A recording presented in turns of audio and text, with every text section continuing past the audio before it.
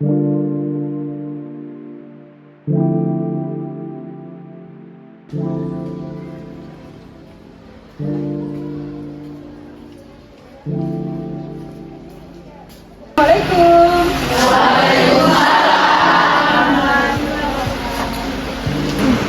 kabar hari ini adik-adik? Baik. Alhamdulillah. Hari ini kita jumpa lagi di mata kuliah ilmu teknologi pangan dengan materi terkait dengan penilaian mutu pangan. Pertemuan kita pertama tentang kerusakan mutu pangan. Adik-adik, sebelum kita masuk di materi di mata kuliah ini tentang penilaian mutu pangan, ada masih ingat materi kita kemarin tentang kerusakan mutu pangan? Kerusakan apa saja misalnya? Kerusakan ya, terima kasih Citra. Kerusakan apa lagi? Kimia, boleh. Kerusakan mikrobiologi, kimia, apa lagi? Fisik. Terima kasih adik-adik. Jadi jenis kerusakan itu ada kimia, fisik, mikrobiologi, biologi. Bisa menyebutkan contoh kerusakan fisik? Seperti apa? Memar pada buat tomat misalnya. Ya, terima kasih Farming. Ada kerusakan kimia contohnya seperti apa? Jamur pada roti, kerusakan apa itu adik-adik? Ya, kalau jamur pada roti pernah lihat roti yang berwarna kehitaman? Pernah. Ada kerusakan kimia. Tadi beberapa kimia contohnya? Minyak ya, minyak di jalan raya. Pernah lihat tentang keluarga biruan? Ya, oke. Terima kasih adik-adik. Itu adalah materi kita kemarin. Alhamdulillah adik-adik bisa kayaknya ini sudah pahami materinya. Yang kita capai pada materi kita hari ini adalah pertama, kita bisa memahami pengertian dan tujuan penilaian kualitas mutu pangan.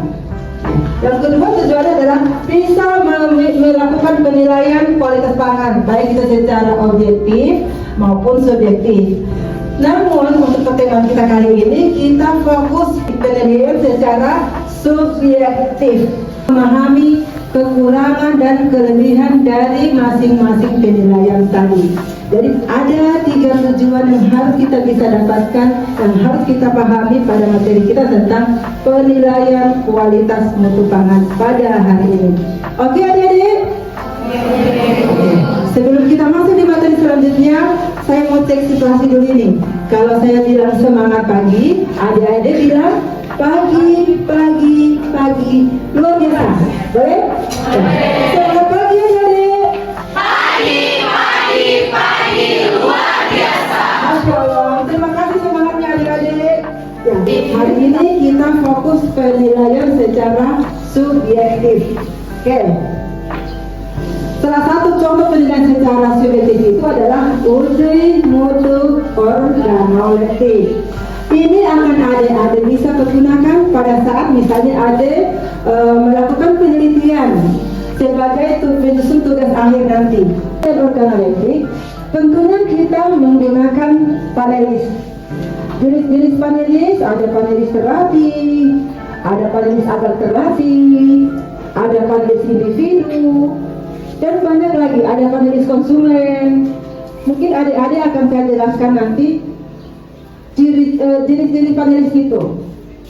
Jika di situ kita masuk di uji organoleptik, adik-adik harus pahami syarat laboratorium yang harus kita pergunakan. Sebentar kita akan berkunjung ke laboratorium uji cita rasa. Kebetulan di kampus kita sudah ada laboratorium uji cita rasa namanya. Kita akan berpraktek di situ. Untuk mendukung kegiatan praktikum kita nanti, saya akan jelaskan bagaimana seharusnya uji laboratorium uji cita rasa itu. Ini berguna untuk mempersiapkan produk-produk yang akan kita lakukan uji. Di dapur persiapan ini ada laboratorium uji. Nanti di lab akan kita ketemu namanya laboratorium. Di situ akan kita nilai bagaimana produk itu tingkat kesukaannya misalnya. Oke. Usahakan di laboratorium organoleptik ini ada namanya ruang tunggu. Apa gunanya ruang tunggu adik-adik kira-kira? Iya, makasih. Yuk. Jadi gunanya ruang tunggu itu adalah pada saat sebelum dia masuk untuk dapat uji ultraviolet, di situ dia menunggu ruang tunggu untuk menunggu supaya dia tidak berhubungan dengan panelis yang lagi melakukan uji ultraviolet. Dan ada uji pemilihan, ada uji skala, dan ada uji deskriptif. Sekarang kita akan masuk terkait dengan materi uji pembedaan. Oke. Beda, ada namanya uji beda pasangan. Namanya pasangan berarti ada dua ya? Iya. Jadi ada namanya uji beda pasangan, ada dua produk. Ada dua produk yang ada di hadapan panelis. Ingat, ini harus di laboratorium uji cita rasa. Ada dua produk di sana. Cara penyajiannya ini cukup kita bisa membedakan antara produk A dan produk B. Kita akan praktek bagaimana cara melakukan uji beda.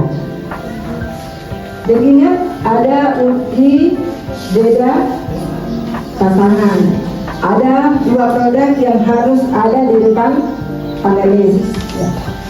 Ini adalah contoh formulir untuk uji beda pasangan. Tinggal di sini kita cukup membedakan ada beda atau tidak ada beda. Cara membedakannya, kalau ada beda dikasih kode 1, kalau tidak ada beda dikasih kode 0, seperti itu. Usahakan ada 3 angka di situ dan di atas. Apa gunanya? Kira-kira kenapa harus kita angkat?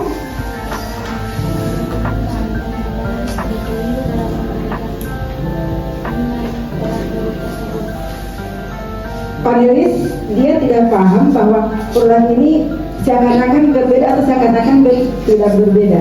Jadi harus kita acak. Oke? Terima kasih. Ya.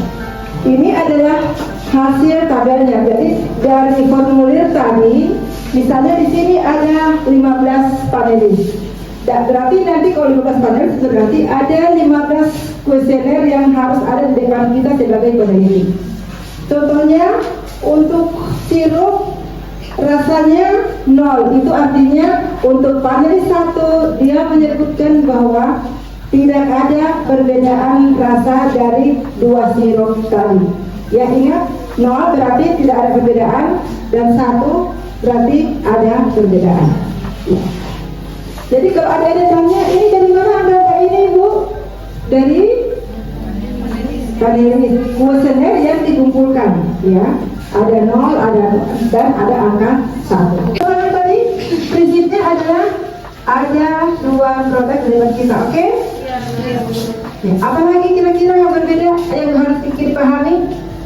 Harus apa kira-kira? Iya, terima kasih. Sekarang kita masuk ke uji segitiga. Jadi di sini kita masih berbicara tentang uji beda. Kalau tadi uji beda pasangan ada 2 produk, sekarang kita masuk di uji segitiga. Berarti ada 3 produk. Pertanyaannya, apakah 3-nya ini berbeda atau tidak? Belum tentu berbeda, belum tentu sama. Untuk mengetahui berbeda atau tidak berbeda, kita harus melakukan uji. Ya, makasih. Seperti itu. Ya, itu hanya peneliti yang tahu. Jadi kalau semisalnya B otomatis pasti itu sama. Makanya hanya peneliti yang tahu. Di sini saya kali di depannya panelis itu hanya kasih kode angka 893 dan seterusnya. Oke? Ingat, uji beda segitiga ada 3 produk, tapi ada 2 produk yang sama dan ada 1 produk yang berbeda.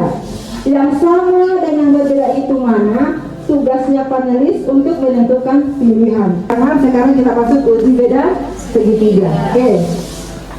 Jadi kolomnya kalau tadi hanya 2, sekarang kita bikin 3 kolom. Ingat AB tadi sudah hilang ya. Sekarang kita masuk warnanya, kehalusannya dan rasanya. Oke. Kita untuk mendukung ini ada nanti akan saya bagikan tabel uji beda. Buka tabelnya, tabel yang sudah kita buka. Ya. Oke. Dari tabel itu, cara tabelnya bagaimana adik? Oh iya, oke. Ini adik-adik ya, tadi ada 10 penguji ya. Jumlah penguji ada 10. Dikatakan berbeda untuk 5% itu kalau ada 9 panelis yang menyatakan angka 1 atau menyatakan tidak berbeda. Sudah bisa lihat tabelnya adik? Oke, terima kasih. Antari, Aman, Rahman, bisa? Oke, semangat. Kira-kira bisa dibedakan adik? Uji beda segitiga dengan uji beda dua trio? Bisa dibedakan kira-kira? Tadi ada uji beda pasangannya. Kalau uji beda pasangan itu ada 2 ya? Tadi juga ada uji beda segitiga, ada 3 produk ya.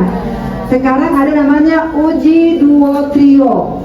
Duo trio. Di depan kita sudah ada 3 produk juga. Kira-kira adik-adik bisa bedakan antara uji segitiga dan uji duo trio? Bisa? Bisa. Masuk ke cara penyajian uji hedonik. Ini adik-adik bisa pergunakan di karya ilmiah nanti. Sebelum kita masuk ke karya ilmiah, adik-adik yang tertarik kira-kira di tangan? Tertarik. Kalau tertarik, insya Allah materi ini bisa adik-adik pergunakan untuk menyusun tugas akhir nanti. Ya, oke. Praktek cara melakukan uji organoleptik. Oke. Oke, adik-adik paham kira-kira angka ini dari mana? Dari panelis kuesioner yang telah dikumpulkan oleh panelis. Tugas kita sebagai peneliti adalah memasukkan semua data-data ini ke dalam master tabel. Cara pemberian nilai pada master tabel ini. Mana didapatnya? Parmi boleh dari mana? Dari hasil uji panelis. Dari kuesioner panelis yang kita kumpulkan. Itu dari data-data panelis yang kita kumpulkan tadi, kita mencoba masukkan. Kita mau melihat apakah ini ada perbedaan atau tidak ada perbedaan. Ada dimasukkan rumusnya, tadi sudah ada rumusnya ya. Kalau ini dimasukkan, dari mana angka-angka ini? Itu adalah berdasarkan rumus yang ada. Oke? Kesimpulannya, jika F hitung lebih besar dari F tabel, berarti ada perbedaan nyata. Jadi kata kuncinya F hitung lebih besar dari F tabel, itu kesimpulannya ada perbedaan nyata. Kalau misalnya F hitung lebih kecil dari F tabel, itu tidak ada perbedaan nyata antara produk ini. Seperti itu. Oke? Sebentar adik-adik akan kita praktek cara menghitungnya. Oke, ini. Ini adalah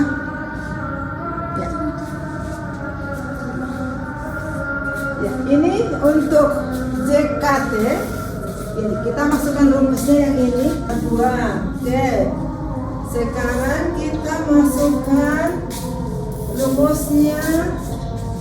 Sudah kira-kira ini masukkan ke dalam rumus yang tadi.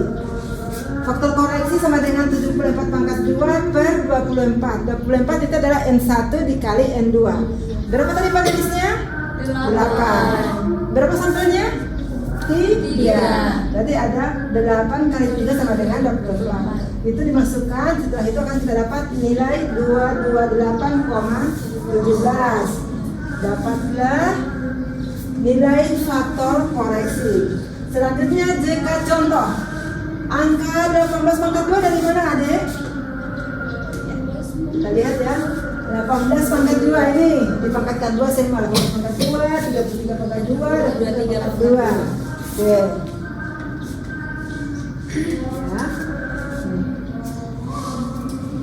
Dibagi dengan 8 panelis.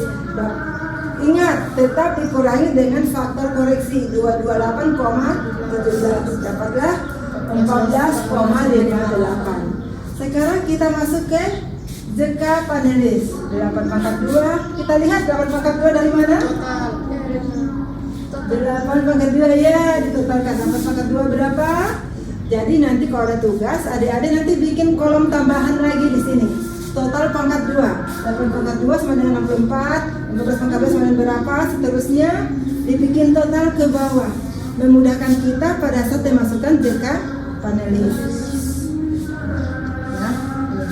Ya, 8 pangkat 2 sampai dengan terakhir dibagi dengan 3. Bagi 3 artinya 3 produk. Sama dengan dapat hasilnya berapa? Tetap ingat, tetap dikoreksi dengan faktor koreksi. Sekarang kita masuk JK total. Dari mana angka 3 kira-kira adik-adik? Dari penilaian panelis. Ya, nih. Ya. 3 pangkat 2, 2 pangkat 2, 3 pangkat 3, dan seterusnya. Jadi nanti ada lagi tabel bayangan adik-adik untuk mendapatkan nilai dari JK panelis. Ada tabel bayangan 3 pangkat 2 9 tambah 2 pangkat 2 berapa? 4. 9 tambah 4 tambah 3 pangkat 2 9, 9 tambah 4 tambah 9. Dapatlah di sini. Kita totalkan ke bawah untuk mendapatkan JK panelis. Ingat, ini harus untuk memudahkan kita di perhitungan nanti harus ada tabel bayangan. Karena kalau kita mau satu-satu akan menghabiskan waktu kita kayaknya. Oke. Terima kasih Citra, nanti tinggal dilanjutkan di pengisian tabelnya ya. Iya. Oke, terima kasih. Yang lain bagaimana? Ya, oh cocok, sudah benar seperti ini. Nanti tinggal dimasukkan di tabel ya, Dea. Oke, terima kasih. Ansari, bagaimana kamu Ansari? Coba bisa lihat deh. Oh iya, oke, makasih.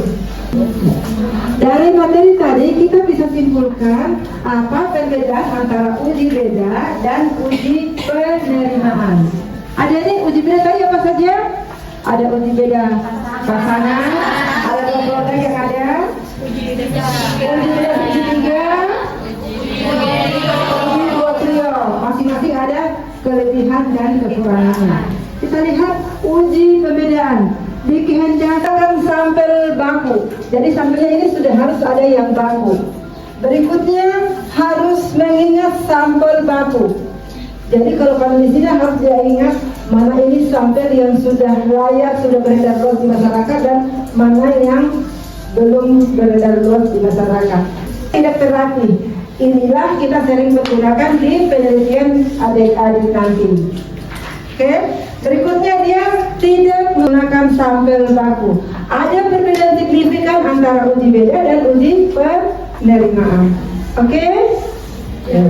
Ada pertanyaan sampai di sini adik-adik? Saya mau bertanya Bu, dari ketiga uji tersebut kan ada uji beda pasangan, uji segitiga dan dua trio. Nah di antara tiga uji ini mana yang lebih efektif? Terima kasih Rama pertanyaannya.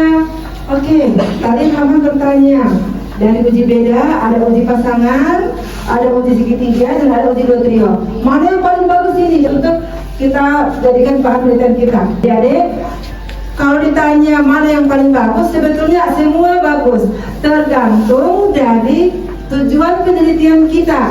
Ingat, kalau uji beda pasangan tadi ada 2 produk. Jadi kalau misalnya hanya ada 2 produk di depan yang kita di depan panelis, jadi kita harus lakukan uji beda pasangan. Hanya ada 2 produk. Kalau ada 3, harus diingat lagi mau pakai uji segitiga atau uji 2 trio. Ingat, uji segitiga tadi artinya apa ya, Dek? Ada 3 produk, tapi ada 2 yang sama, 1 yang berbeda. Kalau uji 2 trio? Kalau uji 2 trio tadi bagaimana? Sama-sama 3, terus? Oke, adik-adik, sebelum kita akhiri materi kuliah kita hari ini, saya akan memberikan tugas. Silakan tugasnya ditulis, nanti dikumpulnya minggu depan. Pada saat pertemuan ketiga, adik-adik sudah harus kumpulkan tugas yang ini. Kira-kira bisa adik-adik? Bisa. Kalau misalnya adik-adik belum paham terkait dengan tugasnya, silakan ditulis, silakan dikerjakan tugasnya dengan penuh semangat. Hari-hari kita bermanfaat, mendapat ridho dari Allah Subhanahu wa Ta'ala. Terima kasih atas segala perhatian adik-adik. Saya ucapkan mohon maaf atas segala kekurangan. Sampai jumpa minggu depan di materi yang berbeda. Terima kasih. Assalamualaikum warahmatullahi wabarakatuh.